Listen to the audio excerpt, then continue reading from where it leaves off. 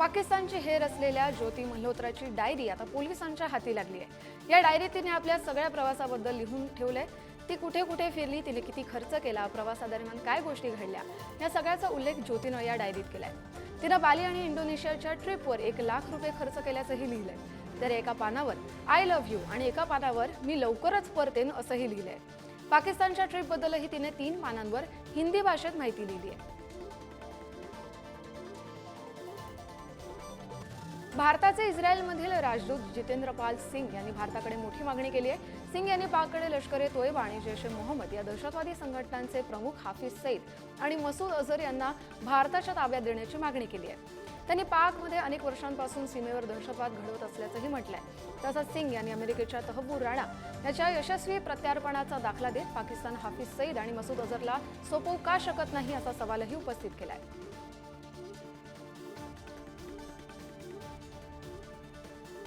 पाकिस्तानसाठी हेरगिरी केल्याच्या आरोपाखाली अटकेत असलेली युट्यूबर ज्योती मल्होत्रा हिचा आणखी एक व्हिडिओ समोर आलाय। या व्हिडिओमुळे ज्योतीवरचा संशय आणखी बळावलाय। पहलगाममधील हल्ल्यानंतर जो तरुण दिल्लीतील पाकिस्तान दूतावासात केक घेऊन गेला होता, त्याच तरुणासोबत ज्योती पाकिस्तानमधल्या एका पार्टीत दिसली आहे। या पार्टीचा व्हिडिओ ज्योतीनं स्वतः तिच्या YouTube चॅनलवर पहलगाम हल्ल्याच्या महिन्याभराआधीच अपलोड केलाय। सध्या या नव्या पुराव्याच्या आधारे अधिकचा तपास सुरू करण्यात आलाय।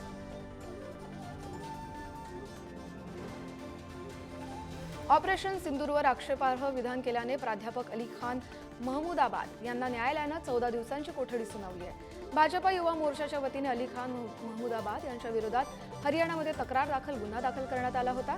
पोलिसांनी कोर्टात 7 दिवसांच्या रिमांडची मागणी केली होती, मात्र सोनीपत न्यायालयानं त्याला 14 दिवसांची न्यायालयीन कोठडी सुनावली आहे। ऑपरेशन सिंदूरबाबतची माहिती कर्नल सोफिया कुरेशी आणि विंग कमांडर विमिका सिंग यांनी पत्रकार परिषद दिली, मात्र ही पत्रकार परिषद ढोंगीपणा असल्याचं त्यांनी विधान केलं होतं। पंजाबमधील वाघा अटारी सीमेवर बीटिंग द रिट्रीट हे पुन्हा एकदा सुरू झालंय, मात्र यावेळी बीएसएफ जवान पाकिस्तानी रेंजर्स सोबत हस्तांदोलन करत नाहीयेत। तसंच सीमेवरील गेट सुद्धा उघडण्याचा निर्णय घेण्यात आलेला आहे। आजचा समारंभ केवळ प्रसारमाध्यमांसाठी खुला होता। 21 मे पासून सामान्य नागरिक यात सहभागी होऊ शकणार आहेत। पहलगाम हल्ला आणि ऑपरेशन सिंदूरमुळे भारत-पाकिस्तानमध्ये सध्या तणावाची स्थिती निर्माण झाली आहे। याच पार्श्वभूमीवर 2 आठवड्यांपासून वाघा अटारी सीमेवरती बीटिंग द रिट्रीट बंद ठेवण्यात आलं होतं।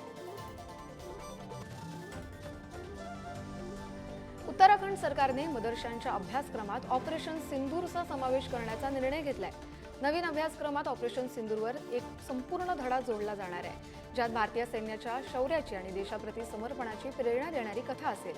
राज्यातील 451 नोंदणीकृत मदरशांमध्ये सध्या 50,000हून अधिक विद्यार्थी शिक्षण घेत आहेत, जे आता या नवीन उपक्रमाअंतर्गत देशभक्तीने ओतप्रोत इतिहासाशी परिचित होणार आहेत। सरकारचं हे पाऊल राष्ट्रवाद आणि लष्करी गौरवाला शिक्षणाशी जोडण्याच्या दिशेनं महत्त्वाचं मानलं जात आहे।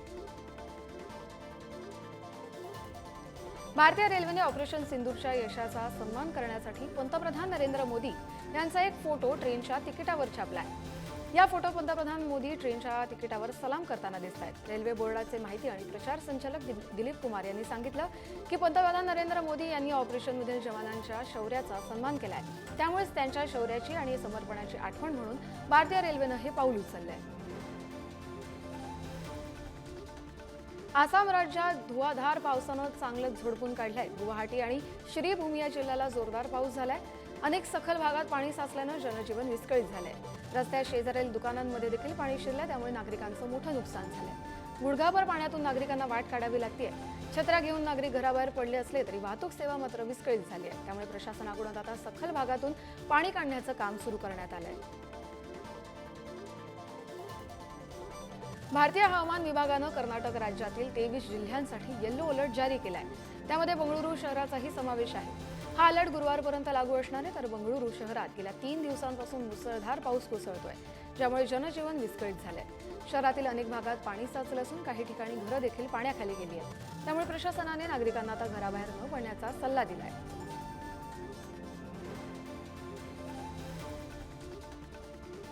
बेळगाव शहरासह ग्रामीण भागात जोरदार पाऊस झालाय, त्यामुळे फोर्ट रोड लगत असलेले एक मोठं झाड कोसळलं। सुदैवानं झाडाखाली आसरा घेण्यासाठी कोणीही थांबलं नसल्यानं मोठा अनर्थ टळलाय। झाड कोसळल्यानं काही काळ वाहतूक ठप्प झाली होती। पावसामुळे रस्त्यावरील फळ विक्रेत्यांची आणि नागरिकांची धावपळ उडाली, तर सुसाट वाऱ्यासह जोरदार पाऊस झाला, त्यामुळे शहरातील वीज पुरवठाही काही काळ ठप्प होता। क्रिप्टोकरन्सी बाबत सर्वोच्च न्यायालयाने तीव्र नाराजी व्यक्त केली आहे। क्रिप्टोकरन्सीच्या ट्रेडिंगची तुलना हवाला व्यवसायाशी करत आर्थिक परिणामाबद्दल तीव्र चिंता व्यक्त करत त्यांनी आर्थिक परिणामांवर प्रश्नचिन्ह उपस्थित केलंय। केंद्र सरकार क्रिप्टोकरन्सीबाबत नियमावली आखण्यासाठी स्पष्ट धोरण का बनवत नाही असा सवाल आता न्यायालयानं उपस्थित केलाय। एक बेकायदेशीर बाजार अस्तित्वात आहे जो देशाच्या अर्थव्यवस्थेवर परिणाम करू शकतो। क्रिप्टोकरन्सीसाठी त्वरित नियम करण्याची गरज असल्याचा सल्ला देखील कोर्टानं सरकारला दिलाय। देशाचे सरन्यायाधीश भूषण गवई यांनी एक पत्रक जारी केलंय। गवईंच्या महाराष्ट्र दौऱ्यात मुख्य सचिव आणि पोलीस महानिरीक्षक उपस्थित न राहिल्यानं त्यांनी नाराजी व्यक्त केली होती। त्यांच्या नाराजीच्या बातम्या प्रसिद्ध झाल्यानं त्यांनी हे पत्रक काढलं। या पत्रात त्यांनी घटनेतील सगळ्या संबंधितांनी दिलगिरी व्यक्त केल्याचं म्हटलंय। तर एका क्षुल्लक मुद्द्याला जास्त महत्त्व देऊ नये असं देखील सरन्यायाधीश गवई यांनी म्हटलंय।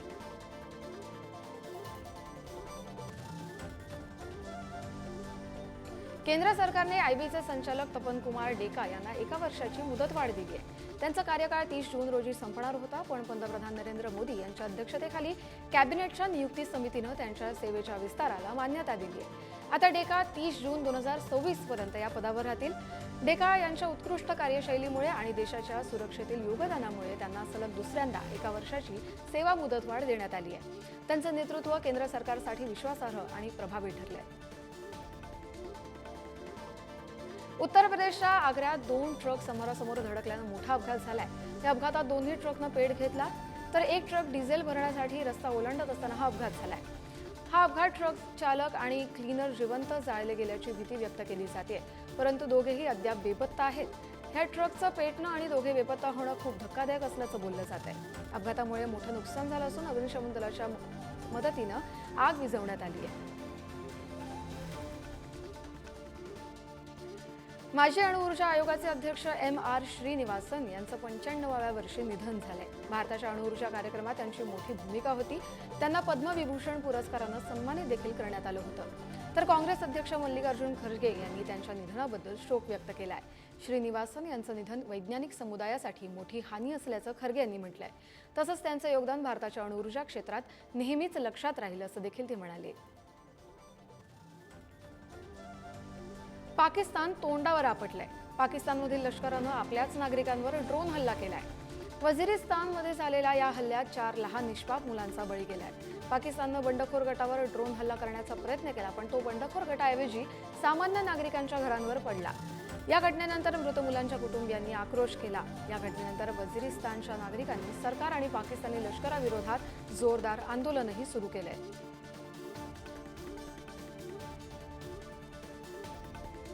पाकिस्तानचे लष्कर प्रमुख जनरल आसिम मुनीर यांचं प्रमोशन करण्यात आलंय। आसिम मुनीर यांनी पाकिस्तान सरकारकडून फील्ड मार्शल ही पदवी देण्यात आली आहे। भारतासोबतच्या संघर्षात पराभव होऊनही हा मान मिळवणारे ते पहिले लष्कर प्रमुख ठरले। एअरबेसवर स्फोट होत असताना ते बंकरमध्ये लपले होते असा त्यांच्यावर आरोपही करण्यात आला। दरम्यान या निर्णयानंतर जगभरातून पाकिस्तानवर टीका केली जाते। पाकिस्तानच्या फेडरल सरकारने मुनीर यांना फील्ड मार्शलचा हा दर्जा दिलाय आणि या निर्णयानंतर आता पाकड्यांवर टीकेचा भडीमार होतोय। भारत पाकिस्तानमधील वाढत्या तणावाच्या पार्श्वभूमीवर चीन आता पाकिस्तानच्या मदतीला धावलंय। चीननं पाकिस्तानमधील मोहमंद या धरणाच्या कामाला गती दिली आहे। हे धरण खैबर पख्तूनख्वा प्रांतातील स्वात या नदीवर आहे। मोहमंद हे धरण 700 फूट उंच असल्यानं जगातील 5व्या क्रमांकाचं उंच धरण ठरणार आहे। चीनची सरकारी कंपनी पाकमध्ये धरण बांधते। या धरणामुळे विजेची निर्मिती, पिण्याचं पाणी आणि शेतीच्या सिंचनासाठी मोठा फायदा होणार आहे। एकीकडे भारताने सिंधू जल करार थांबवलाय, पण दुसरीकडे चीन मात्र पाकिस्तानला थेट मदत करण्याच्या भूमिकेत दिसते। बलूच लिबरेशन आर्मीने नुकताच एक 35 मिनिटांचा थरारक व्हिडिओ जारी केलाय, ज्यात त्यांनी पाकिस्तानच्या जाफर एक्सप्रेसला हायजॅक केलाय। दर्रा-ए-बोलान 2.0 या नावानं मार्चमध्ये कारवाई करण्यात आली आहे। हक्कल या अधिकृत चॅनलवर प्रसिद्ध केलेल्या व्हिडिओमध्ये बीएलएच्या लढवय्यांनी हायजॅकपूर्वी घेतलेलं ट्रेनवर केलेला हल्ला आणि हायजॅकनंतर ट्रेनमध्ये फिरतानाची दृश्य या व्हिडिओमध्ये दाखवली आहेत। या ट्रेनमध्ये पाकिस्तानी लष्कराचे जवानही होते। पाकच्या 214 सैनिकांना ठार केल्याचा दावा बीएलएने केलाय, तर 33 बंडखोर मारल्याचं पाकने म्हटलंय। बलुचिस्तानच्या बंडखोरांनी पुन्हा एकदा पाकिस्तानी सैन्यावर हल्ला केलाय। बलूच बंडखोरांनी एक व्हिडिओ जारी केलाय ज्यात त्यांनी पाकिस्तानच्या चिलखती म्हणजेच बुलेट प्रूफ वाहनांवर हल्ला केल्याचं दिसतंय। या हल्ल्यात चीनी बनावटीचं डांगफेंग हे बुलेट प्रूफ वाहन उडवण्यात आलं। हा हल्ला स्फोट आणि हा इतका जोरदार होता की वाहनाचं पूर्णपणे नुकसान झालंय। बलूच बंडखोरांनी या आधी देखील अशा प्रकारचे अनेक हल्ले केले। बलुचिस्तानमध्ये अशा हल्ल्यांचं प्रमाण वाढत चाललंय, त्यामुळे आता पाकिस्तानच्या चिंतेत दिवसेंदिवस भर पडतेय।